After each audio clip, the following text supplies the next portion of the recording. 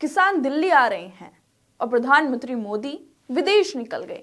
किसान लगातार अपनी मांगों को लेकर प्रदर्शन कर रहे हैं, लेकिन किसानों पर आंसू गैस के गोले बरसाए जा रहे हैं। पुलिस अफसर किसानों को मारने की बात कर रहे हैं। एक तरफ हमारे प्रधानमंत्री किसानों की बात सुने बिना विदेशों का दौरा कर रहे हैं, बाहर घूमने जा रहे हैं, वहीं दूसरी तरफ प्रदर्शन कर रहे किसानों को मारने की बात की जा रही है। बाकायदा जवानों को बताया जा रहा है कि किसानों को कैसे मारना है, मगर प्रधानमंत्री से लेकर बीजेपी की आला कमान तक किसी के कानों में किसानों की आवाज नहीं पहुंच पा रही है। किसानों की मांगों को मानने की जगह, उनकी परेशानियों को दूर करने की जगह प्रदर्शन कर रहे किसानों को हटाने के लिए कैसे उन्हें मारना है, इस पर बात की जा रही है। दरअसल सोशल मीडिया पर हरियाणा तक ने एक वीडियो साझा की है, जिसमें पुलिस अफसर बोल रहे हैं कि किसानों को कैसे खोद मारनी है, कैसे उन्हें हटाना है।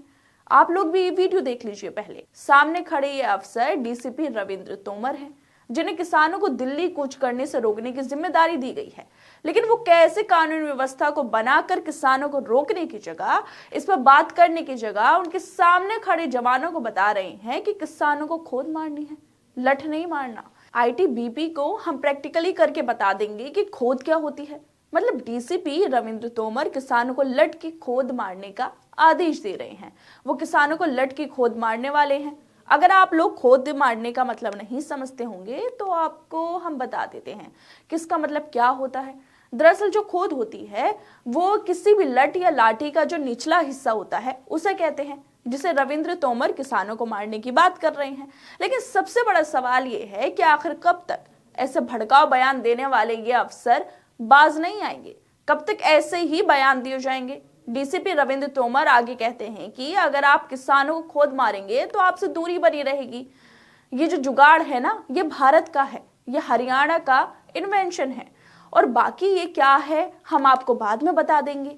दोस्तों, यहाँ पर देखने वाली बात यह है कि जूनियर अफसर रविंद्र तोमर किसानों को खोद मारने की बात कर रहे हैं, लेकिन सीनियर अफसर आईजी करनाल रेंज सत्येंद्र गुप्ता जो कि बोल रहे हैं कि हम किसी भी गतिविधि को रोकने में सक्षम हैं, हमने धारा 144 लगा दी है, हमारी पूरी तैयारी है, हम पूरी तरीके से तैयार हैं। मगर जो इनके जूनियर अफसर हैं, जो डीसीपी साहब हैं, वो किसानों को मारने की बात कर रहे हैं। दोस्तों, किसान लगातार महीनों से अपनी मांगों को उठा रहे हैं, लेकिन सरकार को इससे कोई भी फर्क नहीं पड़ रहा। प्रधानमंत्री विदेशों की यात्रा कर रहे हैं और बीजेपी का आला कमान धर्म के नाम पर वोट मांगने में बिजी है, लेकिन देश की आम जनता, देश के किसान सड़कों पर प्रदर्शन कर रहे हैं, उन पर आंसू गैस फेंकी जा रही है। आखिर क्यों बार बार आम जनता को सड़कों पर बैठना पड़ता है? क्यों बार बार किसानों को अपनी मांगों को मनवाने के लिए प्रदर्शन करने पड़ते हैं? आखिर क्यों सरकार देश के आम जनता की बातों को नहीं सुनती है? क्यों लोगों को परेशानियों को, उनकी जो परेशानी है उनको दूर नहीं किया जाता है?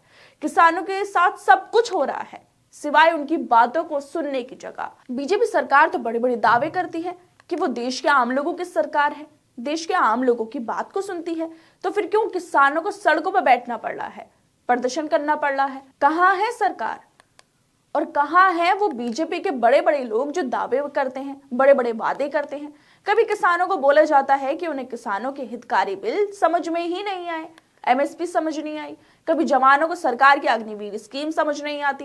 मतलब जो समझ आता है बस सरकार को ही आता है, लोगों को तो कुछ समझ ही नहीं आता, पता ही नहीं है उनको तो कुछ। बहुत अफसोस होता है ये देखकर कि किसानों की बातों को सुनने की जगह, आम जनता की बातों को सुनने की जगह इन लोगों को रोका जा रहा है, प्रदर्शन करने से, दिल्ली कूच करने से रोका जा रहा है। क्या अपनी मांगों को लेकर प्रदर्शन करना गलत है? क्या अपनी आवाज उठाना गलत है? जब सरकार नहीं सुनेगी तो लोगों को अपनी मांगों को तो उठाना ही पड़ेगा, प्रदर्शन करना पड़ेगा।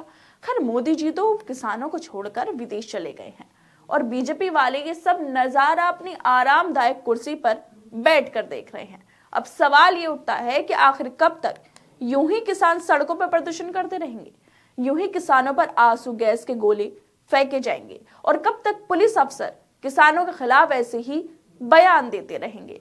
खैर दोस्तों, आप लोगों को क्या लगता है इस मुद्दे पर? हमें अपनी राय जरूर दें, और बाकी तमाम खबरों को देखने के लिए जुड़े रहिए हमारे साथ।